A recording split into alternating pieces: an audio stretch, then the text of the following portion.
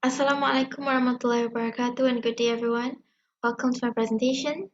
Today I will be presenting my paper on the observation of a type 2 and type 4 solar radio burst associated with an M-class solar flare and an impulsive CME. My name is Sharifa Nur Afifah binti Said Saiful Hamzah. The authors of this paper and the association for each authors are as presented in the slide. Without further ado, let's get into the presentation. Alright, so solar flares and coronal mass ejection, or CME, are among the most powerful and energetic events that occur in the solar atmosphere. Solar flares are a sudden and intense burst of radiation coming from the release of magnetic energy associated with sunspots. How are these flares observed? So they are seen as bright areas on the sun. As you can see in figure 1, the bright area on the right is an X-class flare that happened in 2017. We typically see these flares by photons or light that it releases at almost every wavelength of the spectrum. So in UV light, in X-ray, in visible light, but the primary ways we monitor flares are in X-rays and optical light. Now, coronal mass ejections are sudden release of gas bubbles and magnetic fields that often originate from confined solar atmospheres above sunspot groups. As you can see in figure 2, that is an image of a CME captured by LASCO C3 in 2002, the loop-like structure that is the CME. Next, radio waves are produced when disturbances occur in the solar atmosphere. These disturbances are usually a result of explosions like solar flares and CMEs. So, when these disturbances occur, particles like electrons are accelerated, and when they are accelerated, they produce radio waves. Now, these radio waves travel through the corona, and a frequency drift in its respective dynamic radio spectrum is produced. This is called solar radio burst. Now, solar radio bursts can be classified into 5 spectral classes, which are types 1, 2, 3, 4, and 5. So these are the different types of solar radio bursts. As you can see, the different types exhibit different shapes and they appear in different frequency range. So we focus on type 2 and type 4 bursts in this research. Type 2 bursts are produced by electrons accelerating from shock waves. They typically move at lower speed, which results in lower frequency drift rates. They are associated with coronal mass ejections and solar flares, and are known to exhibit the splitting of bands where the main band is split into a fundamental and a second harmonic band. Now, type 4 bursts are broadband continuum radio emissions, which are observed in decametric and metric wavelengths that often persist over longer durations.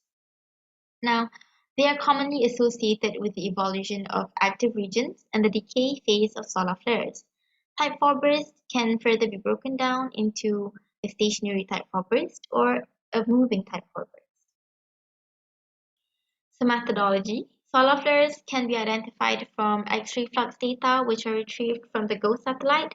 These are available on the eCallisto website. As you can see in figure 9, the upward surge between 18 to 21 UT indicates a solar flare. Now, the letters on the right, A, B, C, M, and X, represent the flare class. So for these flare, you can see that it corresponds to a C-class flare. Next, okay. Solar radio bursts were detected by observing radio flux density data provided by eCallisto's online database. So in figure 10, you can see the brightening that appears in this dynamic radio spectrum indicates solar radio burst. The one in figure 10 is clearly a type 2 burst. You can see the slow frequency drift rate and splitting of bands, which are both characteristics of a type 2 burst. Next, CMEs were monitored using Cactus, which is a computer-aided CME tracking software. The online version is also available on the website. And for visual observations, LASCO images and movies are provided by NASA's open access online database. As for the calculations, the energy of the radio burst was calculated using equation 1. This is the energy equation that we frequently see, E equals to hf, where E equals to energy, H is the Planck's constant, and F is the frequency. And to calculate the plasma frequency, we use the new Newkirk density model, where Fp equals to 9 times 10 to the power of negative 3 times the square root of Nr, where Fp is the plasma frequency and Nr is the electron density. Now, for drift rate, we simply divided the difference in frequency over the time difference. So this is a solar flare that occurred on the 29th of November 2020. Look out for it here. There it is. Beautiful. Alright, so next. The flare started at 12:34 UT, peaked at 13:11 UT, and stopped at 13:41 UT. In figure 11, it shows the flare when at its peak. It is boxed in white. So the active region that was responsible for this M-class flare did not rotate into view until 3 days later on 1st December 2020. Now, the active region was named AR2790 and was then identified as a bipolar beta sunspot. This is a type 2 and type 4 solar radio burst. As you can see, and it's labeled, the type 2 burst exhibited a band splitting phenomena. The one on top is a fundamental band, and the one on the bottom is a second harmonic band. And on the right, you can see a type 4 burst. So the type 2 burst occurred for a total of about 1 minute and 26 seconds, and the type 4 burst occurred for a shorter duration of about 1 minute. The energy produced by the type 2 burst was in the range of 3.05 times 10 to the power of negative 26 joule to 5.14 times 10 to the power of negative 26 joule.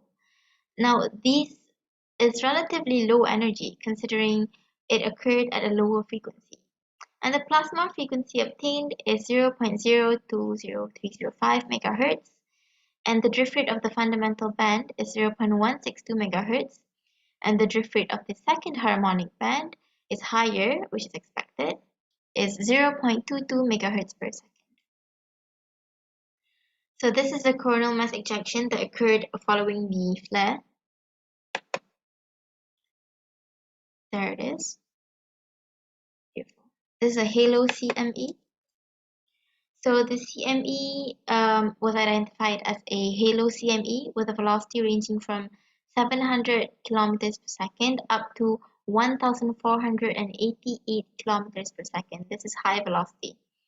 And as you can see in figure 13, on the left, it shows the CME explosion captured using a LASCO C2 coronagraph. And on the right is a running reference image of the CME also captured using the LASCO C2.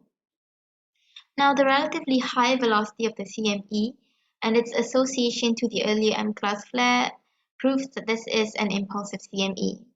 It has been stated in previous papers in 1999, again in 2001, and later again in 2002, that faster CMEs are known to be associated with powerful flares, which is the case of our event. Now, in conclusion, we have analyzed the M-class solar flare caused by AR2790, a type 2 and type 4 solar radio burst, and a CME that all took place on November 29, 2020. From the temporal scale and visual observations, we can conclude that both solar radio burst, the CME events, were triggered by the M-class flare.